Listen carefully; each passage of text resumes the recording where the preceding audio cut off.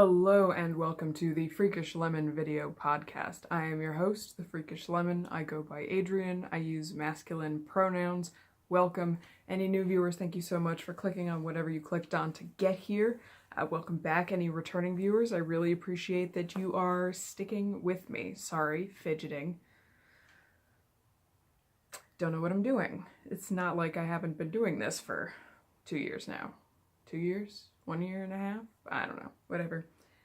This is a crafty type podcast coming to you from the Northwest Hills of Connecticut. I feel like I'm out of focus. Okay, that looks a little better. I don't know. Show notes for this episode and all episodes can be found at freakishlemon.com or freakishlemonpodcast.com. They go to the same place. And we have a group on Ravelry. Just search Freakish Lemon in the groups tab and you will find us. You can follow me as Freakish Lemon at all the fun places like Twitter, Tumblr, Instagram, and Ravelry. And all the links to all these places will be in the down bar here on YouTube or somewhere around here if you're watching this somewhere else. And if you are here on YouTube and you'd like to follow what I'm doing, go ahead and click that subscribe button so you know when I post a new video. You don't have to do it, but you know, it's nice to know that people want to watch my videos reliably-ish. Today I am filming on Friday, June 2nd, 2017, and I don't know if you can see through that window, you're kind of getting just the outside window frame there, but it is dark out. I'm filming this at night. That's been a crapshoot before, so we'll see how this goes. Probably why I'm fidgeting. I am filming in the craft room again today. Hopefully not too many interruptions this time. Here's hoping. Here's hoping my voice doesn't carry as much as I think it does. It's one of those things. Yeah. Anyhoozle. We started this podcast out with some podcast stuff, which is... I can hear kitchen sounds. We're gonna roll with it. We usually start this podcast off with a bit of podcast stuff related to this podcast and the stuff that usually we're all collectively doing. First thing, I'm gonna say it every episode throughout 2017, Blanket Make-Along 2017. It's a make-along I'm hosting in the Ravelry group. If you are making a blanket, however you're making a blanket, doesn't have to have been started in 2017, doesn't have to be finished in 2017. We're posting pictures and encouraging people to work on blankets because they take a long time. And that can be real discouraging when it takes 5 years to complete a blanket. Yes, there's a prize drawing quarterly. I'm losing my words. It's nighttime. I'm tired. And we are now in June, so at the end of this month, I will be drawing prizes out of that thread. So if you post a photo about your progress on your blanket, you are eligible for prize drawings. And you can use hashtag 2017BlanketMAL on social media if you would like to spread the word and be easily searched for this blanket make-along. Enunciate your words. One of those things. And here is the big one. The big one. The big one. It's June. I announced it last episode, which means as of yesterday, we start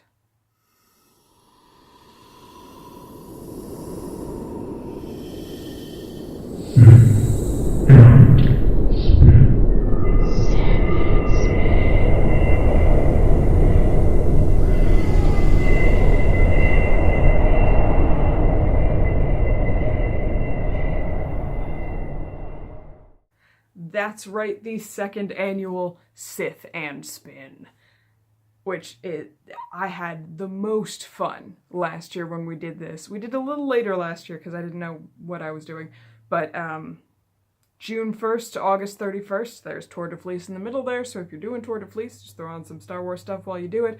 All you have to do to participate in Sith and Spin is spin something and partake in Star Wars media. It's delightful and exciting, and there's a thread over in the Ravelry group that is open with the rules, and when I figure out what prizes are going to be, I will put the prizes there so you can see what they are. It's going to be a chatter, submission, and everything thread. Post photos of your spinning works. Tell us about the Star Wars media that you are consuming, because I think we all know I love me a bit of Star Wars. Chewbacca's head gets cut off this episode because of the way I angled the camera. But I do love me a bit of Star Wars, and I do love spinning.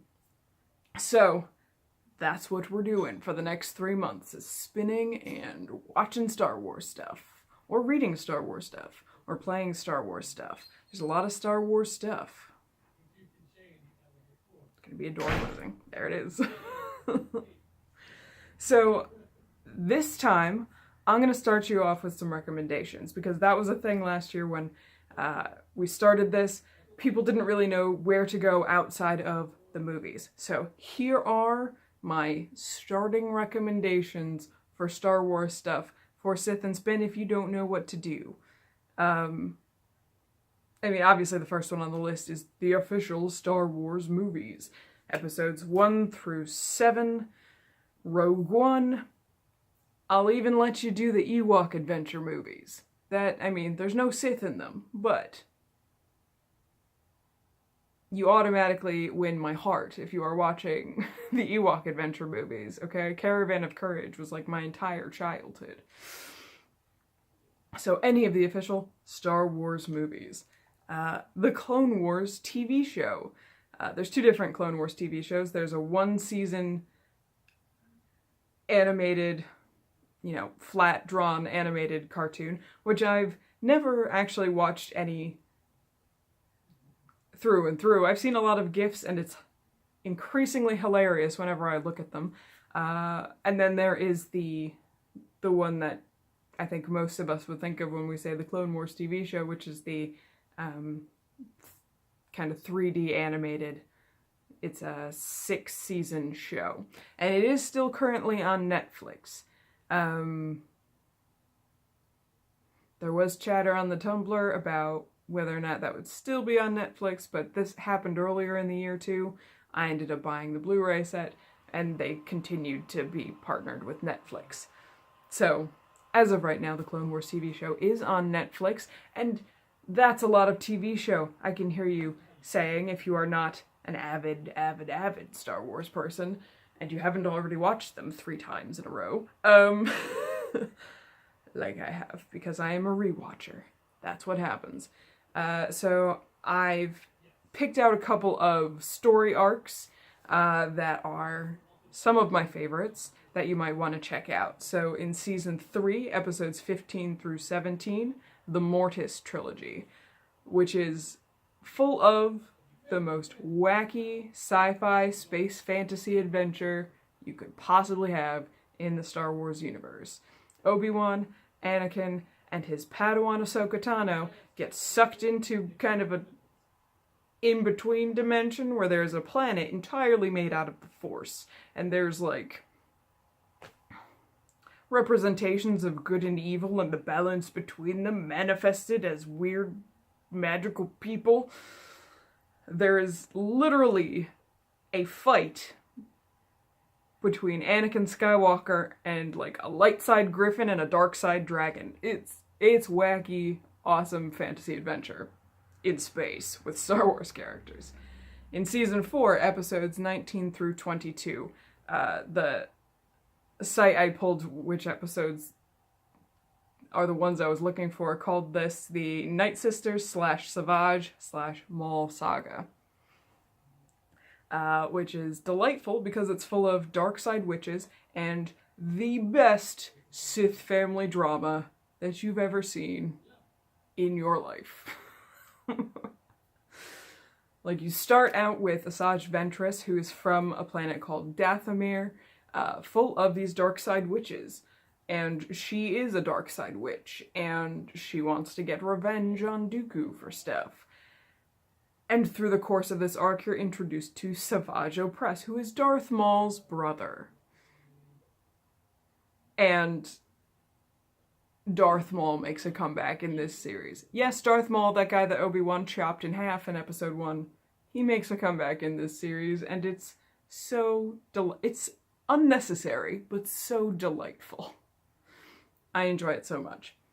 In season 5, episodes 14 through 16, we continue with Maul shenanigans. They named this one the Maul Mandalorian Saga, and this is the most dramatic Darth Maul could possibly be, and maximum Obi-Wan Kenobi heartache and gorgeous hair. There's this thing that happens in the Clone Wars and later series when Obi-Wan Kenobi is distressed or in pain or ruffled beyond belief. He has this one hair flip that comes free of the rest of his perfectly styled hair. And it's very nice. We all admire his hair flip of distress. There's a lot of it in the Mandalorian saga there. God, I love this show. And in season 4, episodes 7 through 10, the Umbara arc, for maximum clone feelings and excellently handled dark side corruption of a fascinating and yet really horrible character. Like, as soon as he's on screen, you're like, oh, I hate that guy. What is he gonna do?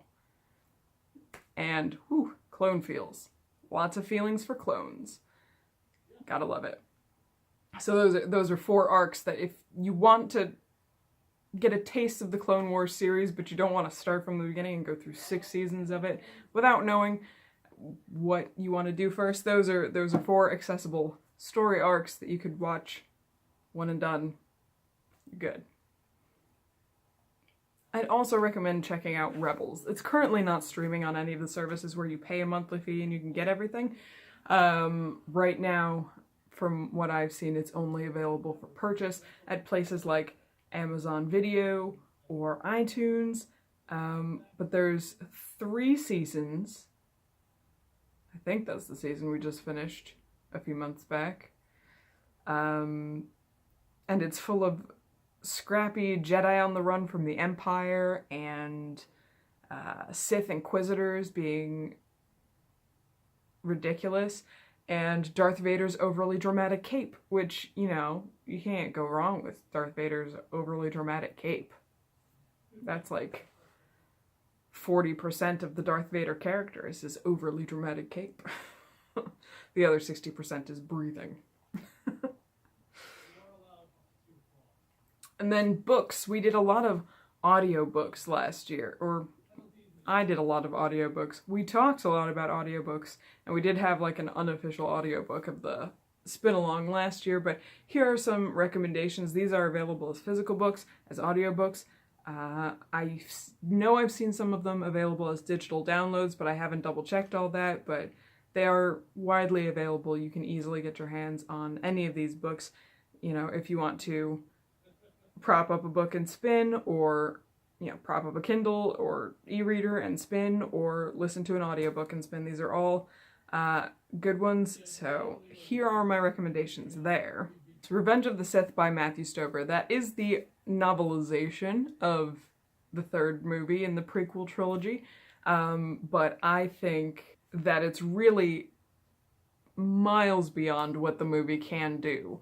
I mean, I have issues with the prequel trilogy movies, and it's mostly editing and cohesion in story, which, I mean, the novelizations always fix, because they can connect the dots real well if you write it out, because it doesn't matter that it's going to take you longer than 3 hours to partake in this piece of media.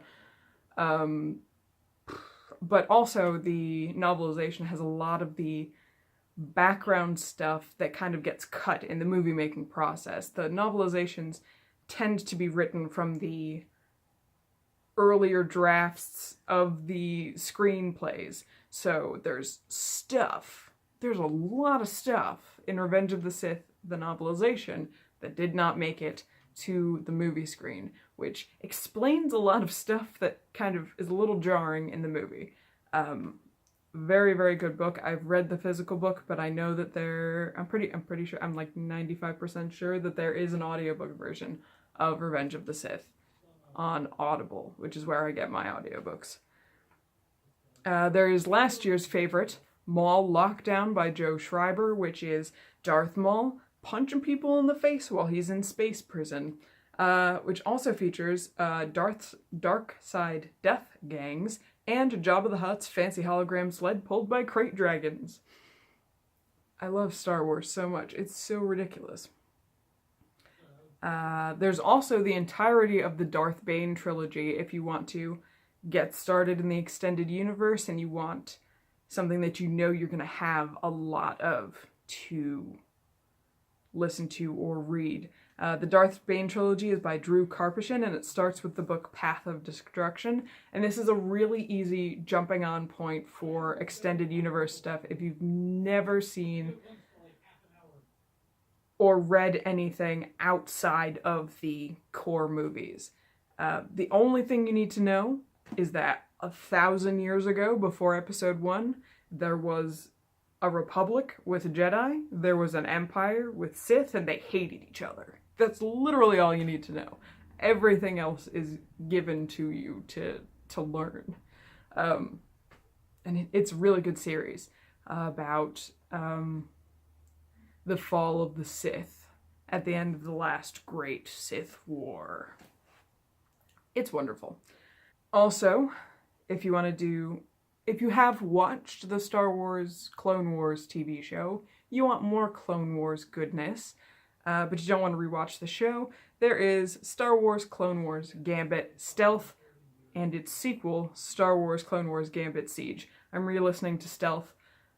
Oh, it's so wonderful. If you've been a longtime viewer of the podcast, you'll remember me listening to it last year. But this book, if you don't know, is 1 part Clone Wars battle, 1 part tense polyamorous dinner date with Anakin Skywalker, Padme Amidala, Obi-Wan Kenobi, and Bail Organa, where Anakin is jealous of Bail getting all of Obi-Wan and Padme's attention, and wants to know why no one is touching his arm and smiling charmingly at him while they're having dinner together. And 1 part, Obi-Wan and Anakin keep having feelings in increasingly small spaces, like air ducts and under tables. It's a very strange book, but it warms my heart, and it's so much fun, and really kind of the epitome of ridiculousness in Star Wars, while also being, like, poignant and stuff. It's kind of amazing. And if that's not enough, the sequel features more feelings that Anakin cannot deal with. Jedi Master Taria Damson's magical unicorn hair, and Obi-Wan convincing himself not to adopt a scrappy little girl. Like, spends like half a book just like, well, I mean, Anakin was 9, she's like 11. That's not that far off. I could totally train her. No, Obi-Wan, don't do it. Don't train her. You've gotten in enough trouble with the council. But she's so good at healing and we need that. No, don't do it. It's like the whole second half of the book is him doing that. It's fantastic. The book Ahsoka by E.K. Johnston. Ahsoka Tano's early days during the Empire, hiding from folks wanting to hunt down any surviving Jedi from the Purges. And this book, while being about my favorite Clone Wars character ever, because Ahsoka Tano is the best person in the universe, it also features a lot of lady characters, including human ladies who are both not white and not straight. That's a very rare thing in science fiction. In popular science fiction. Yes, good stuff. And the audiobook, if you are going for the audiobook, is voiced by the voice actress who does the voice of Ahsoka Tano in the Clone Wars and the Rebels TV show. Awesome. And then lastly, this is one I finished not too long ago, but it's, again, a good place to jump onto the extended universe. It's one of the newer ones. It's called Dark Disciple by Christy Golden, and it's about our favorite feminine Sith character, Asajj Ventress from the Clone Wars, and her tragic romance adventure with Quinlan Vos, who's like the wacky Jedi that everyone just kind of tolerates, but some of them genuinely like him, but they're like, how did you even Jedi? It's, what? You're literally a wacky, crazy person who is not even pretending to follow the rules right now. He's one of those characters. And Asajj Ventress is just, you know, fantastic, Sithy, witchy, dark side user. Good times. And then, real quick, video game recommendations, because these two games, if you've been a long-time viewer of this podcast, you'll remember KOTOR and Crochet, where I played Knights of the Old Republic and crocheted. Knights of the Old Republic and Knights of the Old Republic 2 are both video games that are very easy to do other things while you play them. That sentence wasn't quite correct, but while you play the game, it's easy to do other things, especially if there's long cutscenes or if you're gathering information for a huge chunk of the game. It's a role-playing game, so you have a character that's, you know, your representative there, and you're trying to figure out this mystery and save these people, or not. You could go dark side too. And there are times when you just spend a lot of time just hitting enter on speaking responses and just listening and reading subtitles for what they're telling you so you can report this information over to somebody else later as part of a quest. It's also really easy to implement the invulnerability cheat code so that you can just have your person fighting cath hounds for 10 minutes and you can just sit there and spin or whatever. Each of them is $9.99 US on Steam right now. But Steam has sales all the time, so you can get them for much cheaper. I got KOTOR 2 for $2 on May the 4th because it's a Star Wars game and they had it discounted. So there's also that, if that is something that you want to explore. And then real quick, a little bit of life stuff. I know I talked a lot, podcast stuff. I'm just so excited about Sith and Spin, but the only really interesting thing for life stuff that's happened is 2 Sundays ago, like right after I podcasted last. You saw video footage of it, but we had our May Corgi meetup, which was really fun. Gotta love a bunch of corgis running around with each other and playing, and I got sunburned. And my skin has only just started peeling. It was really bad. And like, my face didn't get very burnt, but my arms, like this whole part of my arm is peeling because my arm got so burnt, which is unusual. Usually it's the face that burns, not my arm. But whatever. And then before I forget, gotta remember to update my notes.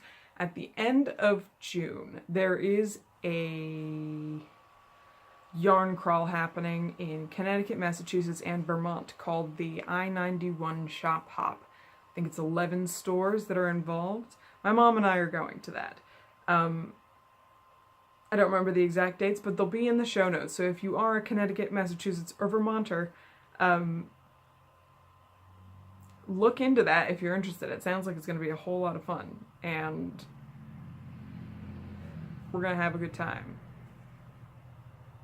And that's it for life stuff, because I'm a really boring person who does nothing but read fanfiction and rewatch Star Wars things for as much of the day as I possibly can. But I did say this was a crafty type podcast at the beginning of the podcast, so let's shift all that stuff aside, because I've talked about Star Wars a lot this episode. How is that any different from any other episode, you ask? I don't know, but we're going to shift that over and actually go into the craft stuff now. So the first thing is knitting stuff. I have one finished object to show you, and it is this hat. This is the Witch Hazel pattern by Amy Christoffers from this Barocco Tuscan Tweed number 380, this pattern book. And I did knit it out of Barocco Tuscan Tweed because I won this out of a raffle in a yarn crawl. Not a raffle, but they were doing a giveaway. You put in a ticket, they draw a ticket, you win. I won one of these. So this yarn, like I said, is Barocco Tuscan Tweed. which is 65% wool, 25% viscose, and 10% mohair. And this is in the imaginatively named color 9034. Nice. I knit this on US 4 3.5 millimeter for the brim, and then US 6 4 millimeter needles for the body of the hat. I did alter the pattern slightly. I didn't do as many repeats as what the pattern called for because I got to the end of one of the repeats and was like, that's usually when I start the crown decreases for a hat for my size head. So I just continued on to the crown decreases instead of doing the extra pattern repeat. And I actually really liked using this yarn. It is an interesting combination of fibers, but I really liked using it. So that's the hat. And if I had followed the pattern, I definitely would have needed both of these. But I think I only ended up using like 2 grams out of this 50 gram skein to finish off the hat. So something to keep in mind, if you do make this hat, you're going to need more than one of these. Which is a little unfortunate because if your head is the same size as my head and your gauge is the same as my gauge, you don't really need the second one. But thankfully the prize that I won came with 2 of them. So I had plenty to finish this hat.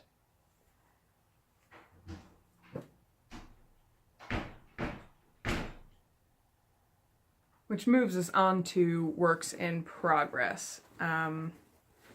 First one is the Find Your Fade shawl by Andrea Mowry, which I've been pretty monogamously working on these days. It's in my knit picks, stashing as my superpower bag, and it's a giant, but we all already know that. The peanut butter and jelly sandwich is where I was last.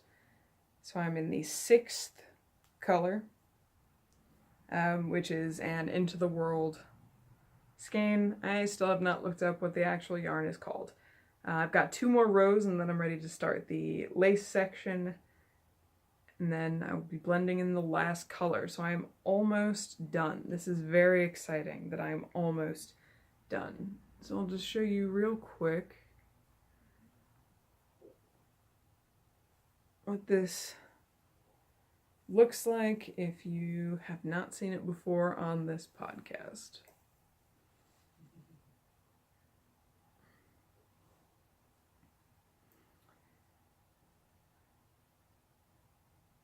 I'm hitting a bit of a fatigue with it though, because there's not much changing at this point.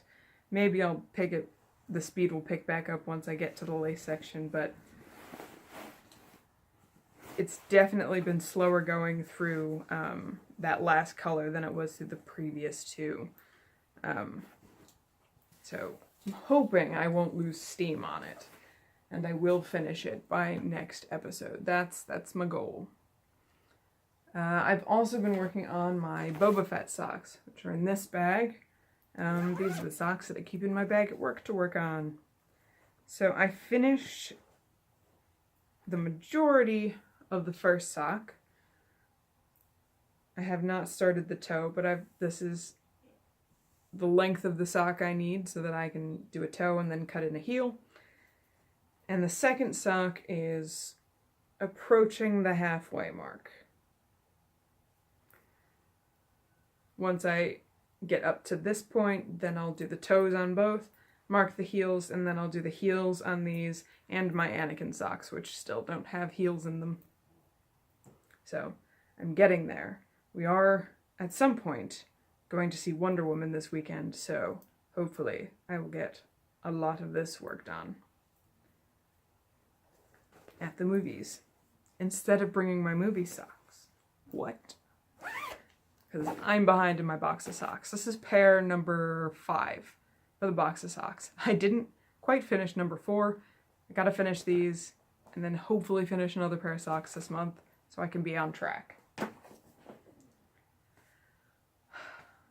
stressing out about the box of socks. I shouldn't stress out about the box of socks, which is a knit-along hosted by Kristen of Wool and Vine Yarns and the Yarngasm podcast. Year-long knit-along, knit 12 pairs of socks for yourself, put them in a box. Huzzah! Yes, I have a really good box this year. It's not here, but if you go to my Ravelry page and you haven't seen it yet, any pair of boxes socks that I finish get photographed with the box, and it just brings a smile to my face. And I want to like enter it officially for the knit along. And the only other knitting thing I've really been working on is I started swatching for a shawl design, but I'm tweaking and playing around with things. I'll show you once I have a feasible sample knit up. I do have yarn picked out for it from Once Upon a Corgi Yarns. It's the Dark Like My Soul colorway. But I'm tempted to get some Nightmares plus 10 to do a 2-skein version. We'll see what happens. We'll see what I have left in my wallet after the yarn crawl at the end of this month. And just a call out there, if there's anybody out there who designs regularly and has some advice about test knitting protocol and stuff, shoot me a Rav message or email me at freakishlemonpodcast@gmail.com. I'm aiming to sell this pattern when I finish it. It'll be cheap, but money will exchange hands, so I don't know what I'm doing, what I should do for test knitters. The only time I've ever had anybody test knit anything was for that short row dog cowl bandana thing, and it was a free pattern, so they just got to knit it earlier than other people.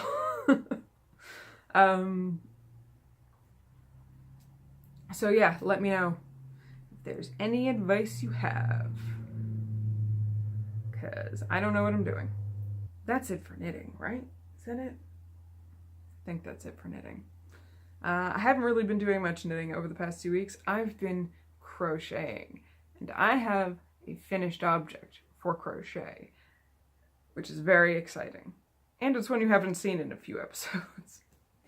I finished the worsted weight granny stripe blanket I was working on. This is a pattern by Lucy of Attic24, the crochet blog. And yes, I'm holding the stripes vertical because this has literally happened with every granny stripe blanket I've started. When I do my foundation row, I get nervous that it's not going to be long enough, so I keep going, and then it's too long for the blanket I had in mind, so it ends up being the long side of the blanket, which I consider the vertical side of a blanket. But here it is. You know, this side is curled over.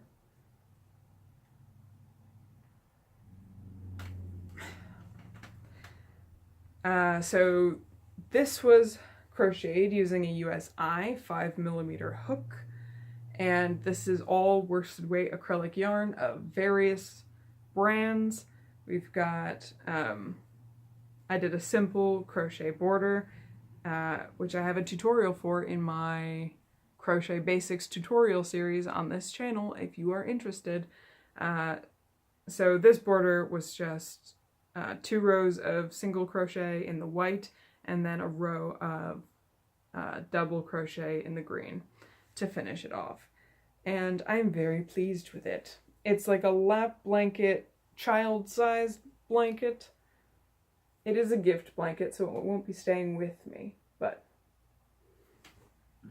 I'm very pleased with how it turned out. And I forget how much I love this, because I usually don't use acrylic yarn for garments and things I'm going to wear, typically, because I'm kind of enamored with wool. But for stuff like blankets, I love acrylic yarns because you can throw it in the wash. It's the easiest blocking in the world. You finish your acrylic thing, you throw it in the washing machine, you throw it in the dryer, and it softens up and it looks perfect. I mean, it's really hard to go wrong with that, especially for household things. It's pretty fantastic. And this is a gift, so definitely want things to be washable when they're gifts. Ooh. I've also been working on 2 other crochet blankets because I'm all about crochet blankets. I've been working on my half double crochet scrap blanket, which is in this Star Wars duffel bag I made.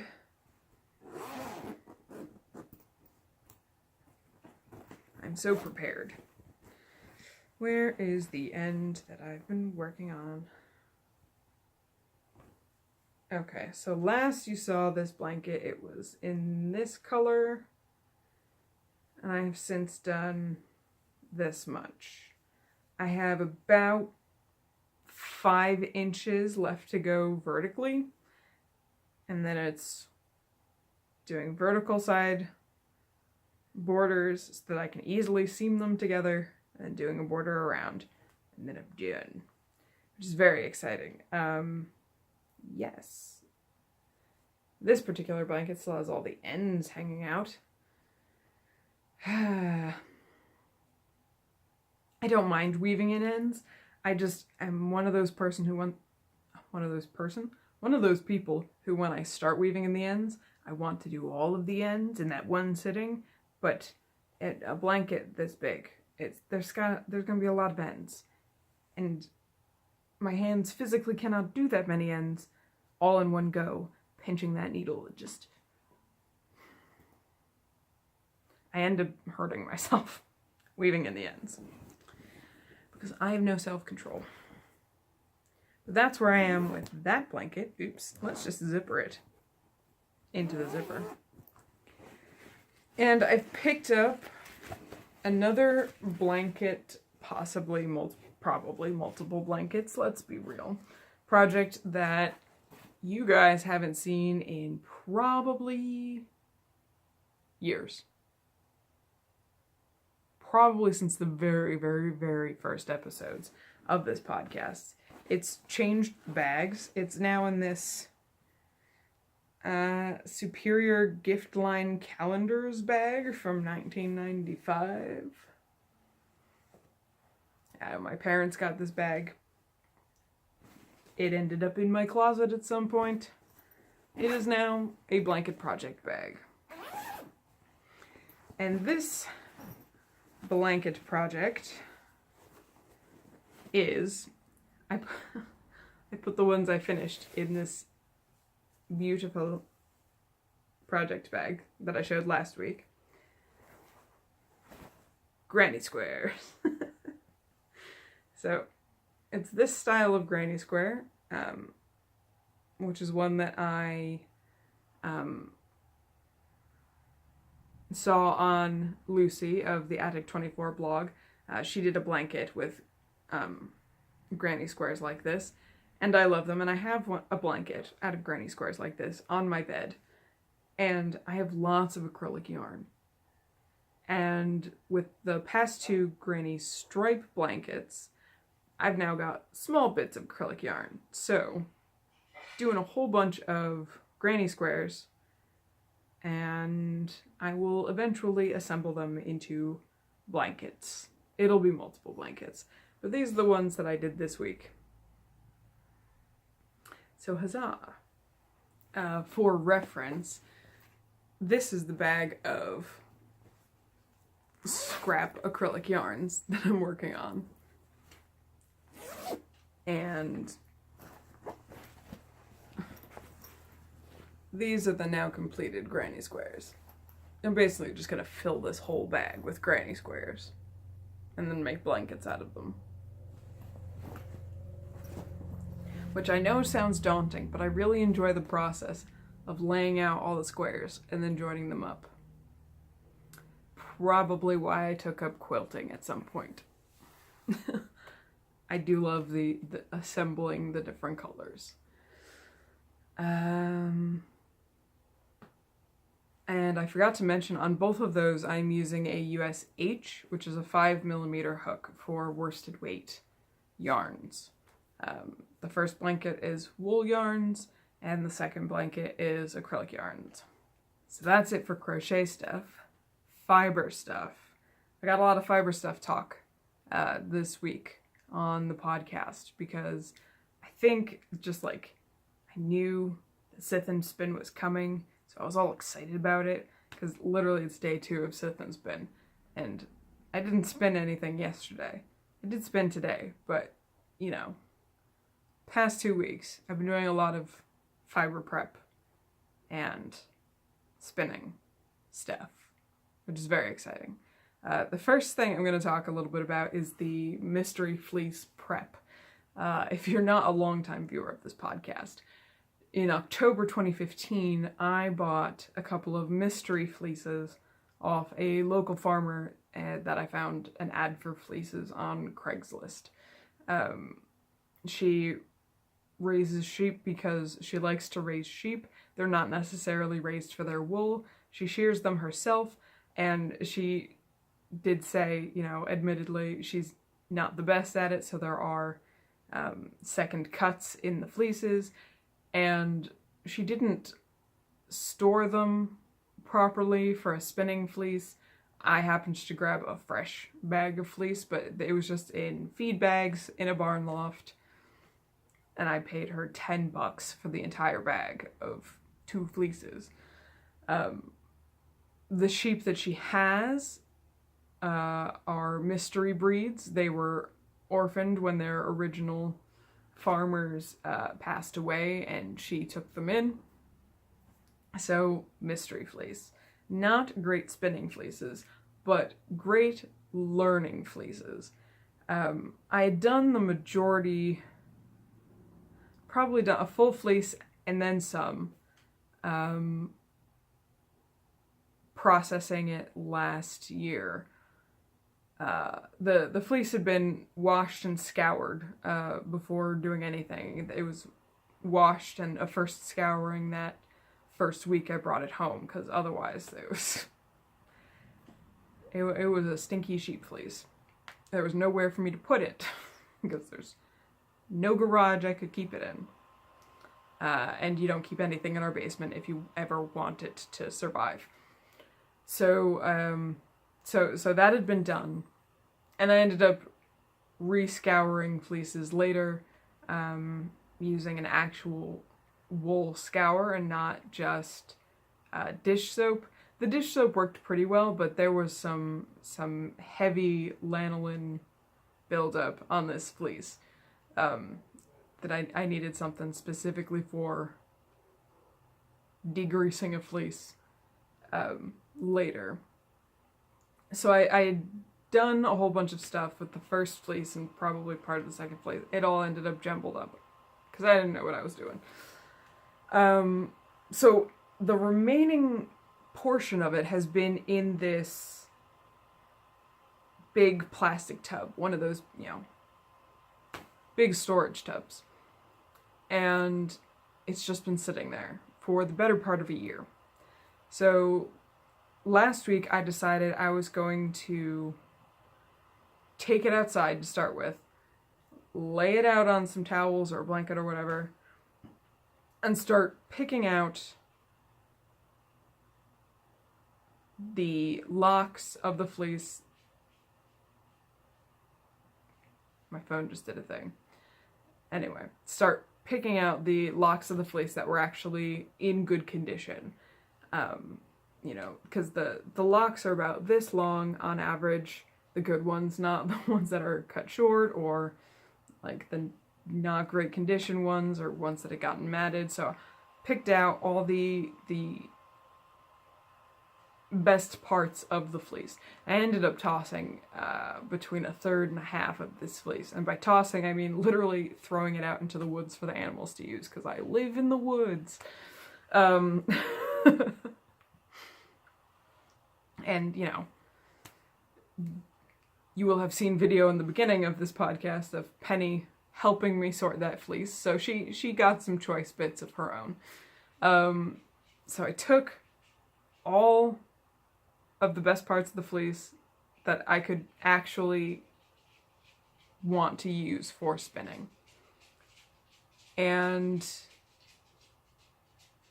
I prepped them a lot more extensively. The dog is over there in the doorway. It's 3 steps up because this room is lower than the dining room. She just stood there and just looked at me like, what are you doing, weirdo? Hello, Miss Penn. Would you like to come up on the podcast? Would you like to come up and be on the podcast? Come here. Come here. I can't pick you up if you're underneath me. There we go. Look at the phone. No. We're not doing that, she says. Anyway, so took all the best locks out of the fleece and actually prepped them for spinning properly. The last bit of the fleece that I did, I picked out the locks and then I just put them straight into my drum carder, and had to take those bats and put them through 2 or 3 times until they were actually spinnable. So this is one of the bats left over from the original prep. Oh, yes, hello. Would you like me to put this on you? No, she says. And you can see it's still pretty clumped, and there's more veg matter in here. You can see there's veg, because I just ran them through the carder. So for these hand-picked bits, I took a brush for, I think it came with the drum carder to kind of open up the locks. I took that and I opened up all the locks. So, you know, when you have a lock of sheep hair, it's kind of, you know, curly or wavy or whatever, and it comes to kind of a point at one end, and then it's usually kind of where it was sheared. Hello? It's kind of clumped together because the lanolin kind of clumps it all together. So I opened up both sides of the lock. They fluffed right out. So then I had a bucket full of fluffs, and I fed those opened fluffs through my drum carder, and I did those just one pass through, and this is the resulting type of bat. I've got like 4 or 5 of these. Yes, this is the fluffs that we worked on. You've got some on your face. Are you sliding off? Do you want to get down? No, she put a serious face on. She's like, excuse me, I want to be up here forever. She's like, I just wish you had larger legs that I could sit on.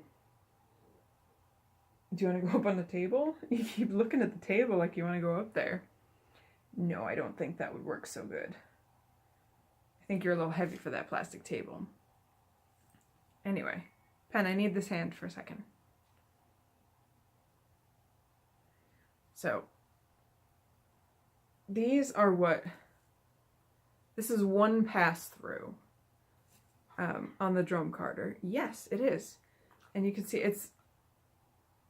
that's not a good example side, but it's definitely, probably can't tell on camera, it's definitely lighter and fluffier and has less grass and stuff left over. Yeah. Because flicking them open actually helped with that a lot. And also I picked out a lot of really just grungy bits of the fleece. Yeah?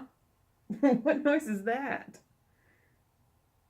So I did a lot of that. So all the mystery fleece has now been prepped for spinning. It is ready to go. My plans for this fleece is to spin all these worsted, because the first chunk of the mystery fleece I spun woolen. I'm not really a fan of spinning woolen.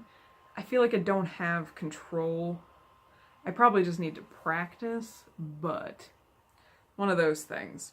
But the plan is to spin a 2-ply sport or fingering weight and then practice dyeing on them. I do want to start dyeing yarn.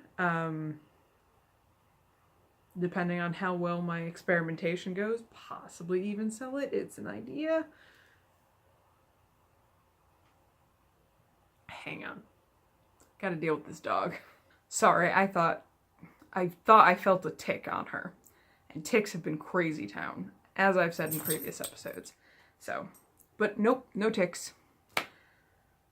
I was imagining things. So yes, plan is to spin, 2-ply, sport to fingering, worsted, and play around with dyeing. Because that's something I want to try doing.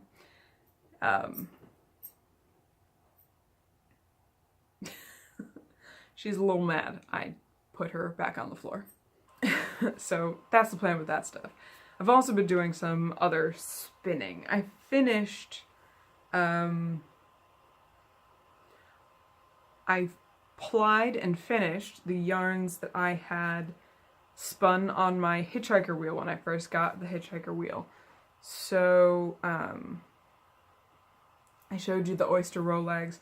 Last week I did ply and finish the Columbia bat, which was from the Classy Squid Fiber Company, because I love the Classy Squid Fiber Company.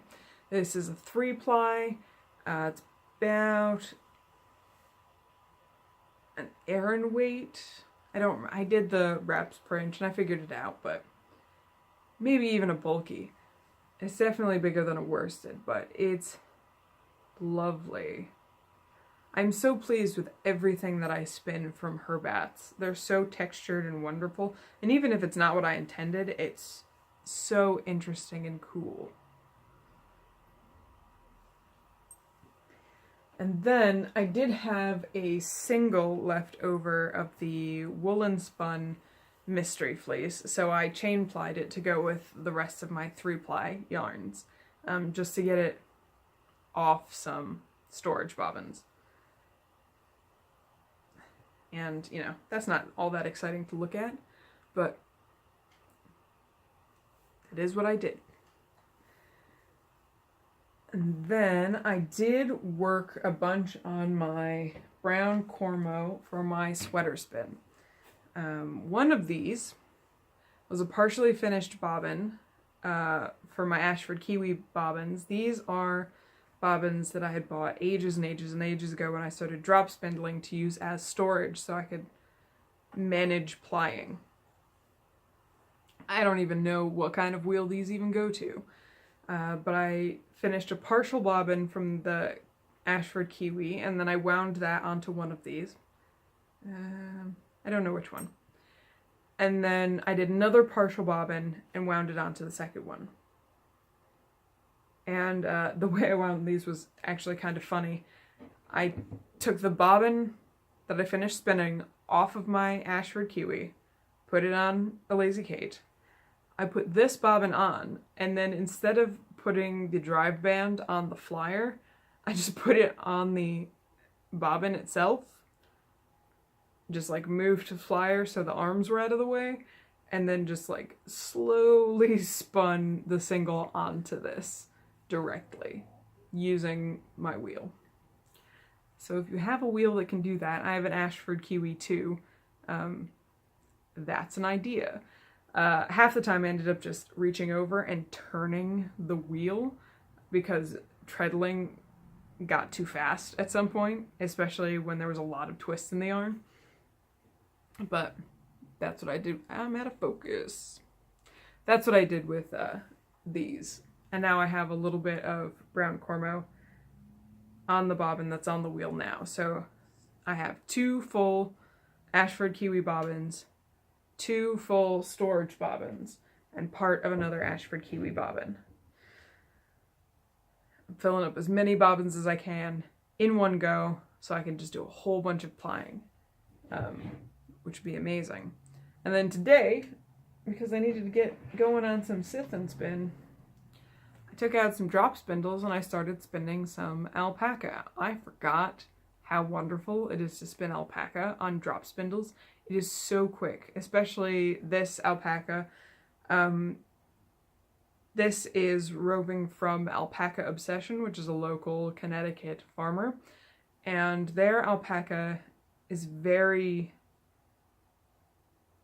It's a thin roving. It's very airy and thin and practically already drafted for you, especially if you're spinning kind of a heavier or an uneven yarn.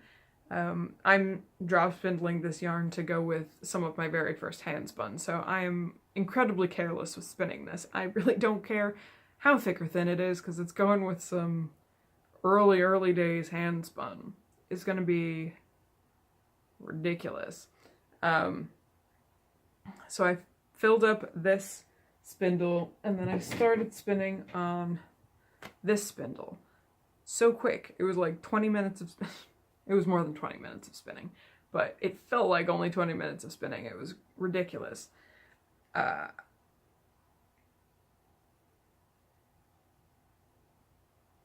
still have a Turkish spindle with white alpaca on it that I've been spinning since February. Yeah, February. And it's slow going. I forget how much winding it, the single, onto the Turkish spindle slows me down. Winding onto a drop spindle is like the quickest thing imaginable if you practice.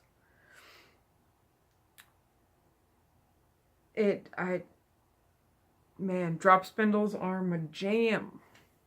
I forgot how much I love them. I only have like that many of them. But yes, that's what I've been working on spinning wise, and you'll probably see a lot more spinning in the coming months because I do tend to spin in the summer, because it's easy for me to manage when it's hot, because it's only touching my hands and I can just let go and not deal with it for a while. And Sith and spin, because I do love Sith and spin.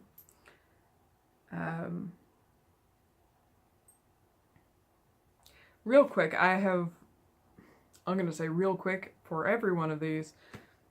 That's dumb. Nix that. We'll move on to new stuff. I only have one thing for new stuff this episode. Penny, what are you doing? You don't fit over there, sweetie. She's got her head stuck in between the side table and the chaise lounge down here. Like, not stuck, but she's sticking her head through there. I don't know what she's looking for. There's somebody under the chaise lounge? Is there a cricket under there? We get crickets in here. I've found one trying to get into my fabric stash. Just like, I need to hide, let me in. I'm like, no, cricket. You don't live here. What was I saying? I do have one thing for new stuff. Pick it up gently. It is this yarn bowl from Handcrafted by Casey. Links will be in the show notes to her shop. This is a ceramic yarn bowl of the Death Star. There's a hole in the laser to pull your yarn out of. This is not for you, sweet. I know, it's a Death Star. She loves Star Wars. And that's what it looks like. This is actually a birthday present that my mom ordered for me. Yes, my birthday was in January, and it was going to be coming late. And then there was real life stuff happening with the maker of this, Casey, that delayed it for a long time. But she was very good about keeping in touch with my mom about when things were happening and why things couldn't happen. So, you know, things worked out, and this past week I got my yarn bowl, my Death Star yarn bowl. It's a delight. And Penny is sitting here looking at it like, what are you doing with my toy here? It's not your toy, sweetie. It's mine. It is incredibly well made. And, yeah, this is Once Upon a Corgi, Dark Like My Soul. Caked up and ready in there. I absolutely love this. It's absolutely amazing. put this back on a table so we don't drop it. I'm so pleased. That's really it for all the craft stuff. I do have some other stuff. When don't I? Haven't been watching anything. I haven't been playing anything. Started KOTOR 2 and then haven't touched it. But I have been reading some things. I did take some time last weekend. My dog is so weird. She's just sniffing the stairs right now. I think she likes the feel of the new carpet on her face. I did read some things, is what I was saying. Took some time last weekend and did some reading. I finished Galaxy of Fear, the Doomsday Ship. And for those of you who have not been following along, these are basically Star Wars Goosebumps books. They're Star Wars scary books for kids. So I finished the Doomsday Ship. I finished Clones.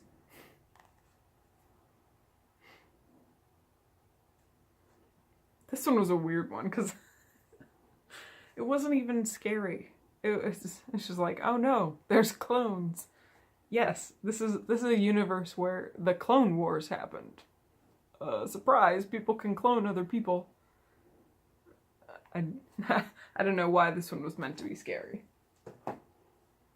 And I am like 2 pages into this one, which is The Hunger, and this is the last book of the Galaxy of Fear series.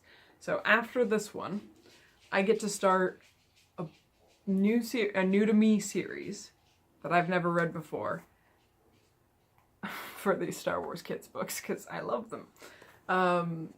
I think they just call it the Last Jedi series, and it's by Jude Watson, who is the author of the Star Wars Jedi Apprentice and Star Wars Jedi Quest book series about Obi-Wan Kenobi's Padawan days and Anakin Skywalker's early Padawan days, respectively. And this is after Revenge of the Sith and the Empire rises to power. But I don't know anything more than that. So that's exciting.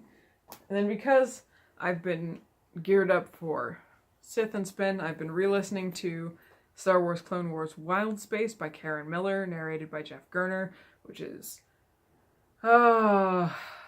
Obi-Wan's mental torture. It's so delightful. And I've started re-listening to Star Wars Clone Wars Gambit Stealth, like I said previously. And the last thing I have on my list to talk about here on the podcast, as always, is my fanfic recommendation for this episode, which, hilariously, is not a Star Wars fanfic. I think I've talked about enough Star Wars things in this episode. I think we can go to a different fandom for this fanfic recommendation, and you're getting 2 for the price of 1 this episode, because I fell into a rabbit hole these past 2 weeks for one of my favorite tropes for Harry Potter fanfiction. There's a lot of Harry Potter fanfiction out there. This is probably one of my favorite tropes. I have a couple of favorite tropes, but this is Dudley Dursley's Magical Children.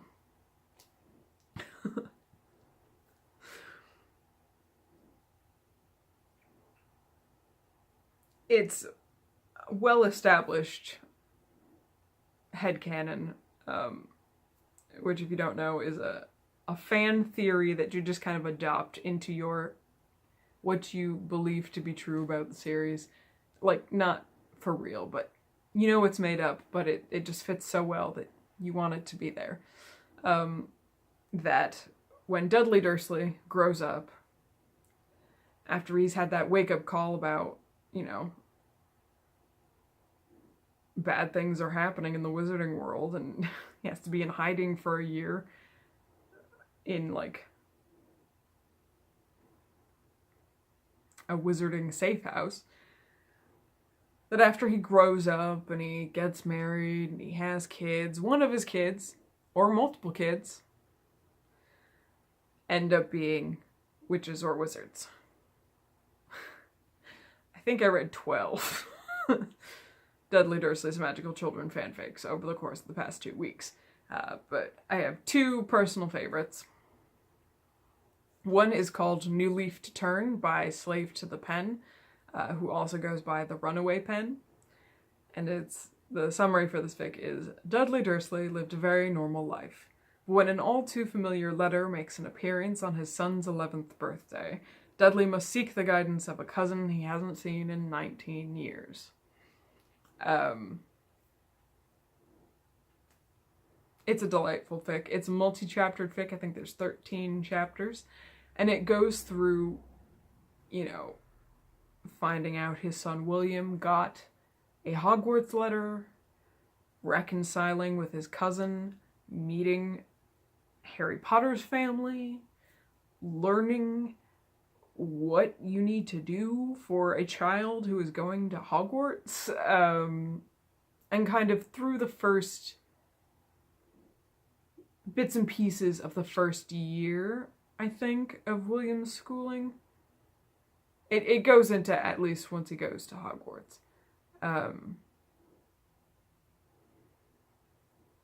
It's a good fic. I don't know, I just kind of like the idea of Dudley getting a wake-up call and realizing, yeah, that should not have been happening during my childhood. Maybe let's not be a horrible parent to magical children.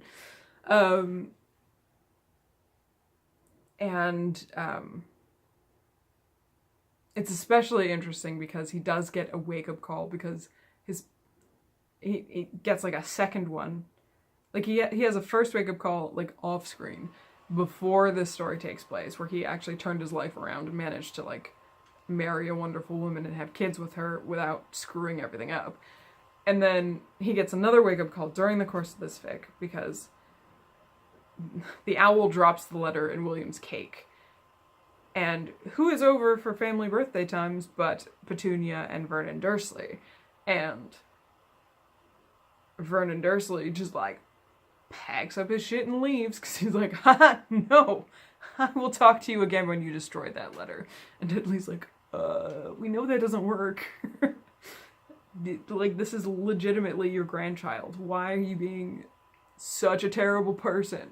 Like, he has that wake-up call, like, no, that's not how you treat children. They can't help it. So, it's I don't know. It's nice to see Dudley Dursley being a good dad. Is that weird? And then the second one is Dudley Dursley's Most Unexpectedly Fortunate Flower by A Taste of Caramel. Dudley Dursley is leading a perfectly normal life, his contact with his odd cousin limited to Christmas cards and peculiar memories, until his daughter sneezes and sets the curtains on fire. Magical toddler shenanigans. For some of it. Yep, there's some magical toddler shenanigans, some small child shenanigans. This is another one where he has multiple children, and seeing him address, because the magical child, Petunia, that he named after his mother, which they were not pleased that she was exhibiting magic. But they have another child, a son who is older, who is not magical, and how they deal with him and how they respond to his reaction to his younger sister becoming magical is really good.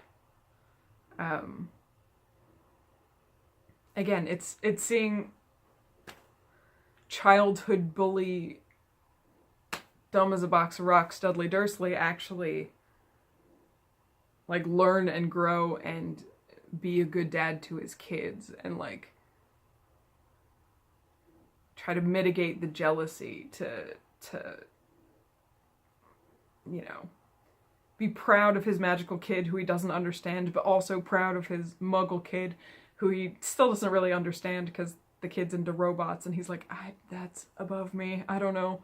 But, like, being proud of them equally for the different things that they can do. So, those are my two favorites for Dudley Dursley's Magical Children. Good times. And links to those fics will be in the show notes if you'd like to check them out. Yep. And that's really gonna do it for this podcast episode. Show notes, everything will be over at freakishlemon.com or freakishlemonpodcast.com. Either one goes to the same place. You can join us at the Freakish Lemon Ravelry group. Search Freakish Lemon in the groups tab. You will find us. Come join the blanket make-along, and come join Sith and Spin. Because Sith and Spin is the most fun. Lots of spinning, lots of Star Wars. It's good times. You can follow me as Freakish Lemon at all the fun places like Twitter, Tumblr, Instagram, and Ravelry. If you are also a Star Wars nerd, Tumblr is the place to follow me. Because there's a lot of Star Wars happening in my Tumblr. I'm just saying. Links to all these things will be in the down bar here on YouTube or somewhere around here if you're watching this somewhere else. And if you are here on YouTube and you'd like to continue to follow my videos and the stuff that I am doing, which I would really appreciate, but you don't have to, but it is an option that you can click the little subscribe button, maybe ring that notification bell if you want to be notified of when I post new videos. And I think that's gonna do it for this episode. Hopefully this wasn't too terrible, and if it wasn't, maybe this will be my new recording time. Friday nights. It feels weird to be recording at night. Still, after recording the episode. But it's been relatively quiet. Fewer interruptions than last time. The dog is falling asleep. She's adorable. Anyway, that's gonna do it from me. Goodbye.